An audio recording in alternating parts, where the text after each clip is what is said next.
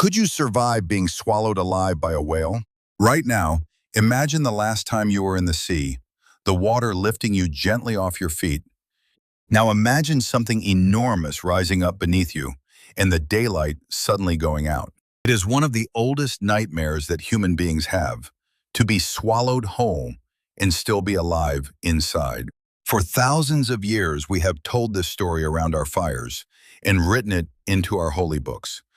But here is the truth that almost no one actually knows. Nearly every single whale in the ocean is physically incapable of swallowing you. And the one real man this happened to, in 2021, walked out of a hospital that same afternoon because of the 40 seconds you are about to live through. First, you need to understand why this fear feels so deeply, powerfully real. The idea of being swallowed alive appears in human stories almost everywhere on Earth. A man vanishes into the mouth of a great beast and against all hope comes back out again. And in the year 1891, the world was handed what looked like living proof. Newspapers across England ran a stunning headline: "The Rescue of a Modern Jonah." They told of a sailor named James Bartley, swallowed whole by a sperm whale. His crew, the story went, killed that whale a day later and cut open its belly. And there, curled up inside its stomach, they found Bartley, still alive. His skin, they wrote, had been bleached ghost white by the whale's stomach acid, but he lived. The tale was printed in newspaper after newspaper for more than 100 years.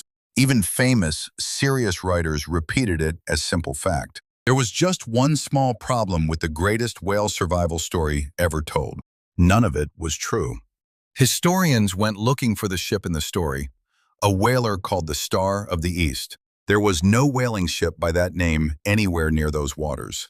There was no James Bartley on any surviving crew list.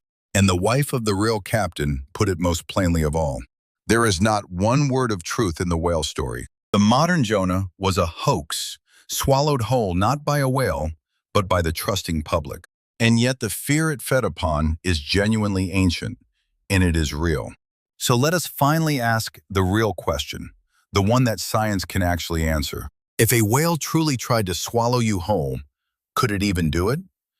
To most people, the answer feels obvious. A whale is gigantic. Of course it could. A blue whale is the largest animal that has ever existed in the history of the planet. Its heart alone is the size of a small car. Surely something that vast could swallow one small human being without even noticing. It cannot. And the reason is one part of the whale that nobody ever pictures: the throat. A blue whale feeds by gulping tiny shrimp called krill by the billion. So it never needed a large throat, and so it never grew one. The throat of the biggest animal in all of history is only about 10 to 15 inches wide.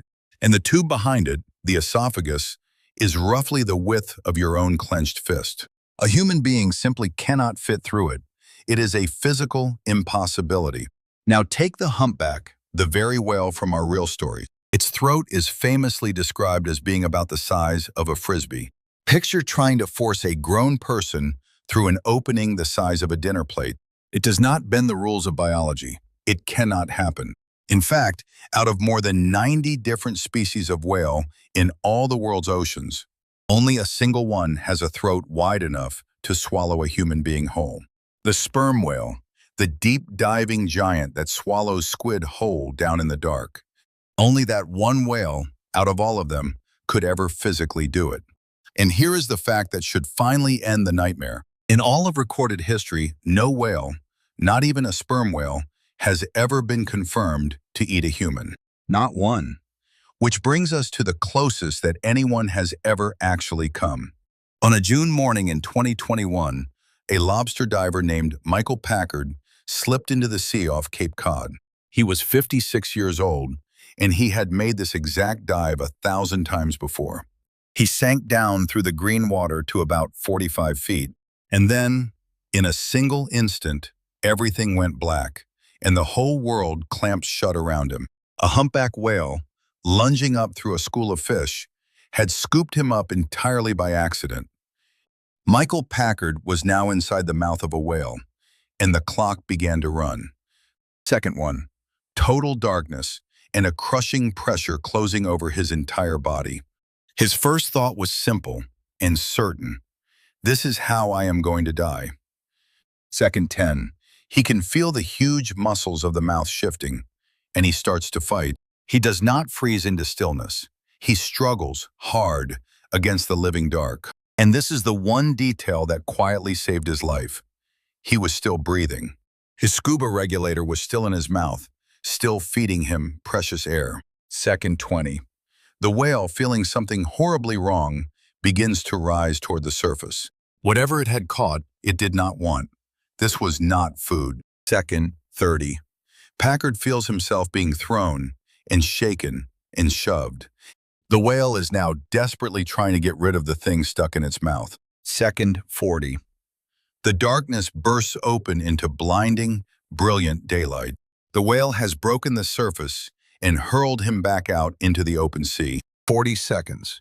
That is the entire time Michael Packard spent inside a whale. His crewmate, who watched the whole thing happen, was certain he was seeing a man die. Instead, Packard broke the surface, bruised, gasping, and completely alive. But being spat back out was only ever half of the danger.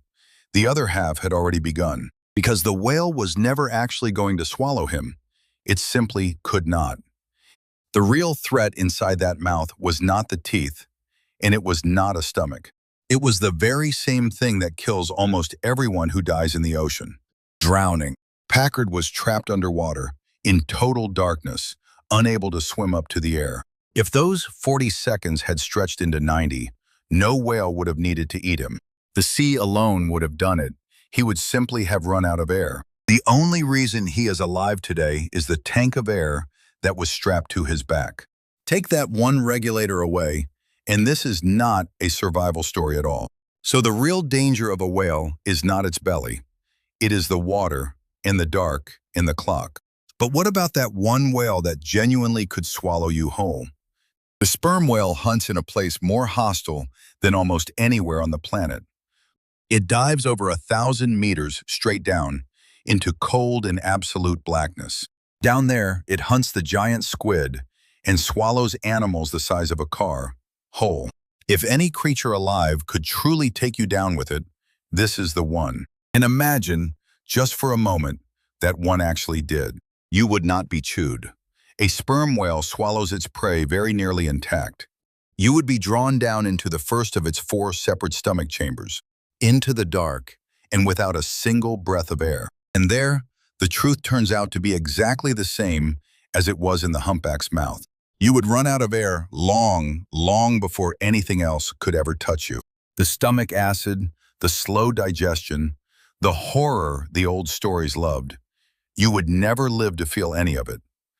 The nightmare, all along, was the wrong nightmare. It was never really about being eaten. It was about the sea closing over your head, with no way back up to the light.